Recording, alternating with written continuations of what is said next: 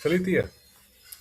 Hoy vamos a explorar uno de los debates fundamentales de la teoría macroeconómica, la dinámica de la acumulación del capital, específicamente analizando la propuesta de nuestro economista favorito, Anwar Sheikh, sobre cómo la inversión actúa como la fuerza activa del crecimiento económico, desafiando radicalmente la causalidad del modelo neoclásico convencional.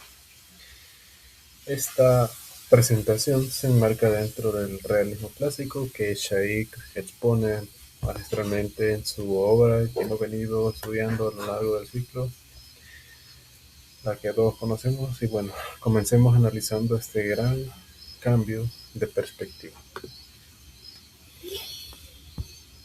El gran cambio de causalidad. Para entender esta propuesta de Sheikh, primero debemos contrastarla con el dogma económico dominante.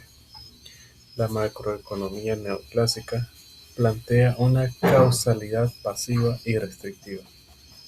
Sostiene que para poder invertir, primero es requisito e indispensable ahorrar.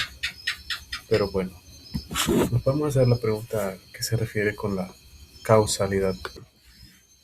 Bueno, dentro del contexto económico, la causalidad se refiere a la relación de causa y efecto entre dos variables macroeconómicas fundamentales: el ahorro y la inversión.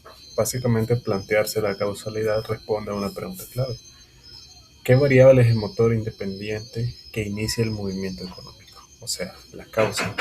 ¿Y qué variable es la que simplemente reacciona y se ajusta a dicho movimiento? O sea, el efecto.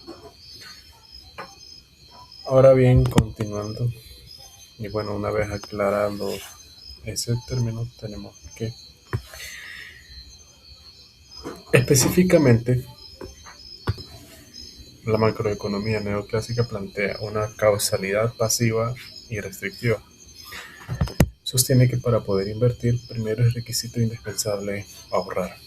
El ahorro es visto como una abstinencia previa al consumo. O sea, el ahorro es prácticamente la parte del ingreso que no se destina a consumir y es indispensable para la acumulación de capital, lo que posteriormente es indispensable para la inversión. El ahorro es visto como una abstinencia previa del consumo que limita la inversión. Las empresas simplemente reaccionan pasivamente y el mercado de capitales se vacía a través de una tasa de interés flexible. Sheikh invierte por completo este modelo, apoyándose en la tradición de Marx, de Keynes y de Schumpeter, las cuales proponen una causalidad activa.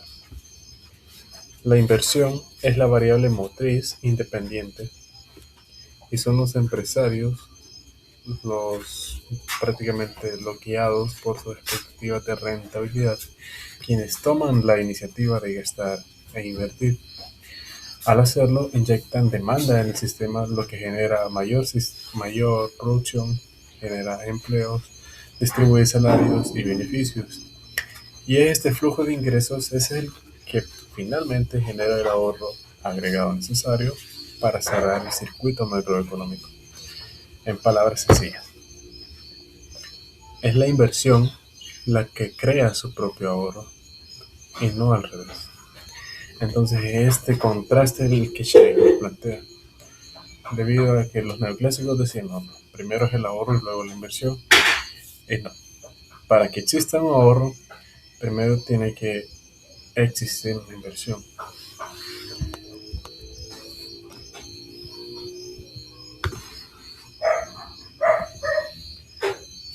Ahora bien, a la hora de invertir, prácticamente los empresarios se ven motivados más que todo por sus expectativas de ganancia. Un empresario no va a invertir si no sabe que va a ganar, si no sabe que va a obtener una rentabilidad.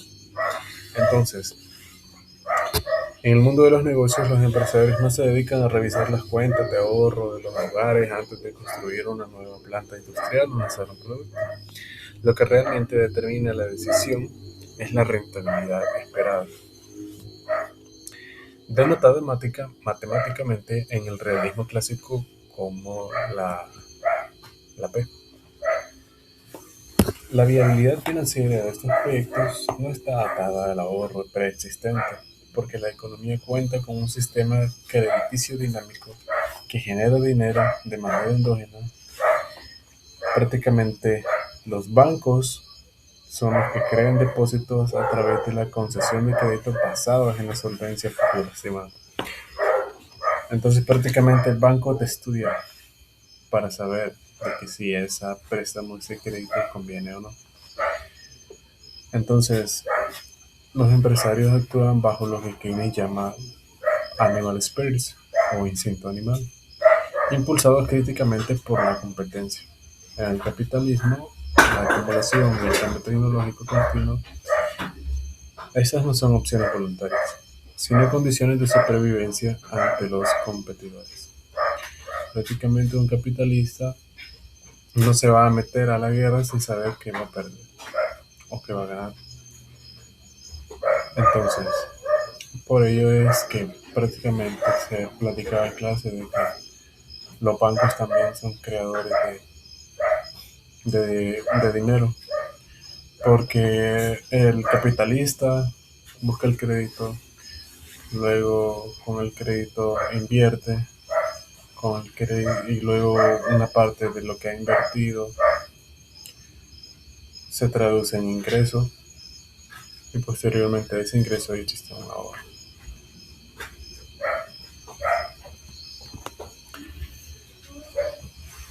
La ecuación del exceso de demanda. Esta es una de las ecuaciones centrales del mecanismo macroeconómico de Hayek. El exceso de demanda agregada es igual a la inversión planificada menos el ahorro planeado. En el equilibrio clásico convencional, se asume que la inversión siempre es igual al ahorro de manera casi instantánea, pero para nuestro autor, el caso normal e impulsor de la economía ocurre cuando la inversión excede al ahorro, generando una brecha de demanda excedente positiva. Y esa demanda excedente no es un error de cálculo o un fallo transitorio del mercado que deba corregirse con políticas de austeridad. Es prácticamente un estímulo vital y el mecanismo propulsor que arrastra e incentiva toda la producción agregada a posteriormente crecer. Y es en ese punto donde se desarrolla un mecanismo de ajuste real. Nos podemos hacer la pregunta, bueno, entonces, ¿cómo reacciona la economía real ante un exceso de la demanda? Los neoclásicos dirían que los precios o la tasa de interés subiría inmediatamente para frenar la demanda. Sin embargo, en el mundo real, la respuesta de las empresas es mucho más pragmática y se basa en las tres etapas lógicas. La primera tenemos la respuesta al volumen. ¿Qué se refiere a que antes de cambiar los precios, las empresas utilizan su capacidad instalada ociosa para producir más unidades y satisfacer los pedidos acumulados? Como número 2, el incremento de empleo. Al aumentar el volumen se contratan más trabajadores y se extiende el turno de trabajo. Número 3, la generación de ingresos. Esta mayor producción distribuye salarios a los trabajadores e incrementa los beneficios de los capitalistas. Al crecer los ingresos de la sociedad, se eleva proporcionalmente el nivel de ahorro macroeconómico global hasta que éste alcanza el nuevo nivel de inversión. En esta gráfica podemos observar la tendencia de producción y ajuste. Se puede apreciar, bueno, la trayectoria temporal de esta transacción.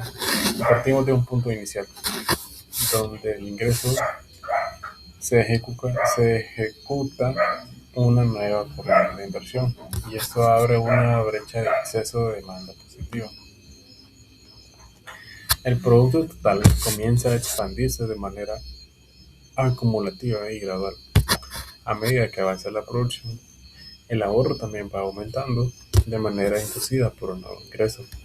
La curva de producción continúa su ascenso hasta alcanzar el nuevo nivel de equilibrio donde el ahorro agregado equipara la inversión inicial y prácticamente de este modo el sistema ajusta sus magnitudes financieras mediante la variación de variables reales de volumen físico o de empleo.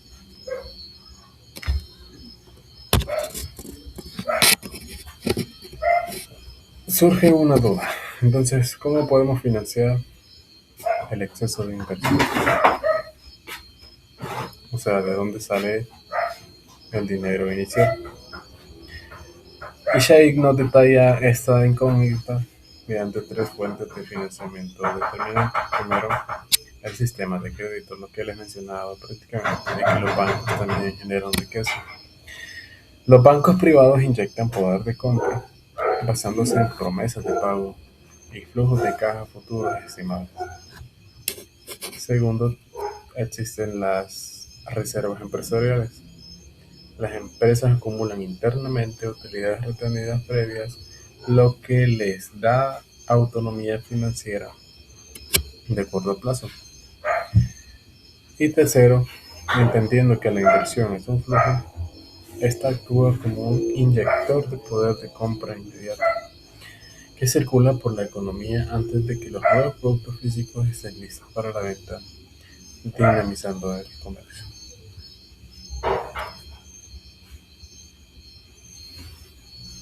Ahora bien, aquí en este cuadro podemos resumir los supuestos hasta ahora, dado que en esta tabla comparativa sintetizamos las dos diferencias paradigmáticas. Por un lado, la ortodoxia de los neoclásicos y por el otro lado, el realismo clásico, prácticamente la realidad neta. Mientras la teoría clásica ortodoxa coloca el ahorro como la variable impulsora, fomentando políticas que premian la abstinencia del consumo, Sheikh coloca a la inversión en ese lugar de primacía. Para los neoclásicos el equilibrio se logra mediante la tasa de interés, pero para Sheikh se genera mediante el nivel de producción real. El dinero es neutral e inofensivo para los neoclásicos, mientras que en la realidad el dinero es un agente altamente activo que financia las brechas. Y finalmente, el resultado óptimo de la ortodoxia neoclásica es que el pleno empleo automático, o sea, ellos dicen, no, nosotros establecemos de que automáticamente se establece un pleno empleo, mientras que Sheikh demuestra que el capitalismo opera normalmente con crecimiento cíclico y capacidad ociosa planificada. Prácticamente el crecimiento se basa en que la población va a consumir más. Es por eso que somos consumistas.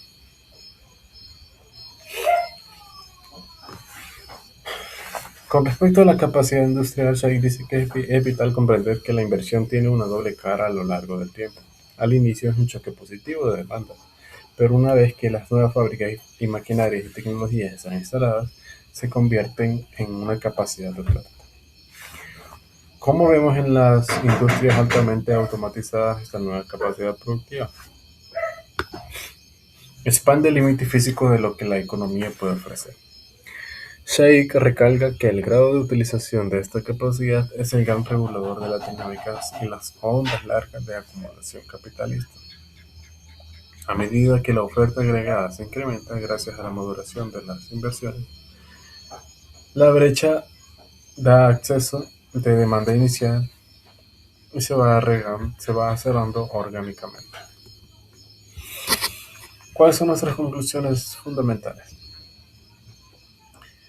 En primer lugar, tenemos que la inversión, movilizada por la búsqueda competitiva de ganancias, es el motor independiente y soberano de la macroeconomía capitalista. El ahorro no es una precondición restrictiva, sino una consecuencia macroeconómica del ingreso generado por la propia inversión.